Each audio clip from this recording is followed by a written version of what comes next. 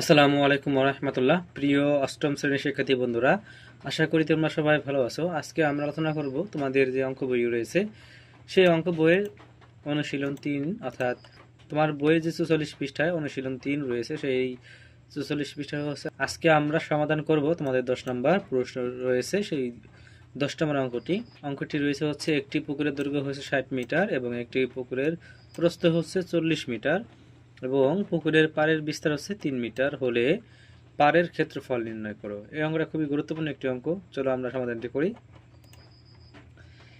এখানে প্রশ্নে আমাদেরকে দেওয়া আছে, কি দেওয়া আছে? দৈর্ঘ্য দেওয়া আছে, প্রস্থ দেওয়া রয়েছে।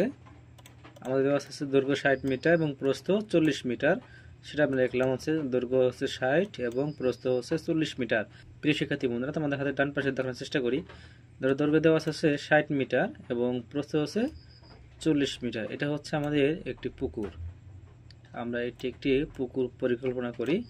এখানে হচ্ছে 60 মিটার আর এখানে হচ্ছে 40 মিটার। এখন বলছে কি পুকুরের পাড়ের বিস্তার, অর্থাৎ এই পুকুর থেকে একটা পাড় আছে, সেই পাড়ের বিস্তার হচ্ছে 3 মিটার। অর্থাৎ আমাদের এখানে যে একটা পাড়, ধর এখানে চিন্তা করে এখানে হচ্ছে যে পুকুরের পাড় আছে, এই পাড়ের বিস্তার হচ্ছে 3 মিটার। এরকম এরকম পাড়ের বিস্তার হচ্ছে 3 মিটার। এখানে হচ্ছে এই এতটুকু হচ্ছে 3, আবার এই যে উপর নিচ যেটা, অর্থাৎ এখান থেকে এখানে কত 3, এখানে কত হবে 3, তাহলে এখানে কত হবে 3, এখানেও 3। আর আমাদের এই পুকুরটা হচ্ছে এখানে হচ্ছে দৈর্ঘ্য হচ্ছে 60 আর প্রস্থ হচ্ছে 40।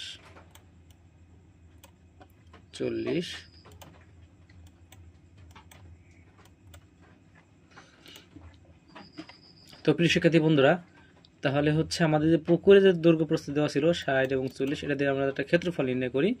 যে পুকুরের ক্ষেত্রফল হচ্ছে দৈর্ঘ্য ইন্টু প্রস্থ। দৈর্ঘ্যের মান হচ্ছে 60, প্রস্থের মান হচ্ছে 40। তাহলে দুটো গুণ করলে কত হয়?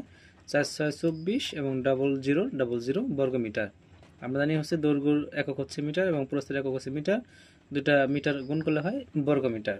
গেল। এটা হচ্ছে আমাদের এই যে ক্ষেত্রফলটা বের করলাম, এটা হচ্ছে আমাদের পুকুরের ভেতরের ক্ষেত্রফল, অর্থাৎ এই যে পুকুরের ভেতর যে জায়গাটা আছে না, অর্থাৎ পুকুরের যে ক্ষেত্রফল, সেটা হচ্ছে আমরা বের করেছি।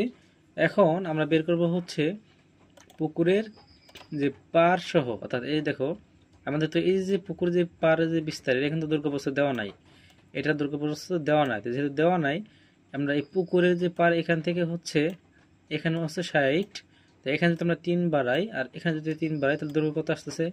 60-এর সাথে এখানে 3 বৃদ্ধি পাচ্ছে, আবার এখানেও 3 বৃদ্ধি পাচ্ছে। তাহলে কত হলো? এবার দেখো দৈর্ঘ্য হচ্ছে 60-এর সাথে কি 3 3 করে বৃদ্ধি পাচ্ছে, অর্থাৎ 6 বৃদ্ধি পাচ্ছে। তাহলে কত হলো? 66। তাহলে কত হলো? 66। একইভাবে দেখো যে প্রস্থ এখন কত ছিল? 40। তাহলে এখানে যদি 3 বৃদ্ধি পায়, আবার এই মাথায় যদি 3 বৃদ্ধি পায়, তাহলে 3 আর 3 কত আসতেছে? 6। তাহলে 6 বৃদ্ধি পেলে কত হয়? 3 দুগুণে 6, অর্থাৎ 46, অর্থাৎ 46 চলে আসতেছে এখানে। তো এবার আমরা বের করবো হচ্ছে দৈর্ঘ্য ইন্টু প্রস্থ, অর্থাৎ এটা কি পার সহ আর কি। আমরা বের করবো পার সহ পুকুরের ক্ষেত্রফল হচ্ছে 66 গুণ 46, দুটা গুণ করলে হয় 3036। তো প্রিয় শিক্ষার্থী বন্ধুরা, এবার হচ্ছে আমরা পেলাম হচ্ছে পুরাটা, অর্থাৎ আমরা যদি চিন্তা করি বিষয়টা এরকম যে আমরা হচ্ছে ধরো যে পুরাটা পেয়েছি, অর্থাৎ এই এখান থেকে শুরু করে এই পুরাটা আমরা পেলাম। এখন এই পুরাটা থেকে যদি হচ্ছে আমি ভিতরটা যদি বাধা দেই, এই ভিতরের অংশটুকু যদি আমি বাদ দিই, তাহলে কি থাকতেছে? আমার থাকতেছে এই জাস্ট বাইরের অংশটুকু, তাই না? তাহলে হচ্ছে যে আগে যে ক্ষেত্রফলটা বেরিয়েছে যে 2400, এবার এখন পার সহ যেটা বেরিয়েছে 3036, এই দুইটা বিয়োগ দিলে হচ্ছে আর এই দুইটা বিয়োগ দিলে হচ্ছে আমরা পুকুরের পাড়ের ক্ষেত্রফলটা পেয়ে যাব। দুটো বিয়োগ করলে কত হয়? 636। এটা হচ্ছে প্রশ্নের উত্তর। প্রিয় শিক্ষার্থী বন্ধুরা, আশা করি তোমরা বুঝতে পেরেছো। তো এই ছিল হচ্ছে আমাদের 10 নম্বর প্রশ্নের সমাধান। এরপর হচ্ছে আমরা দেখব যে তোমাদের 11 নম্বর প্রশ্নের সমাধান। তো প্রিয় শিক্ষার্থী বন্ধুরা, পরবর্তী ভিডিওতে হচ্ছে আমরা 11 নম্বর প্রশ্নের সমাধান দিব। পরবর্তী ভিডিও দেখার আমন্ত্রণ জানিয়ে বিদায় নিচ্ছি। আল্লাহ হাফেজ।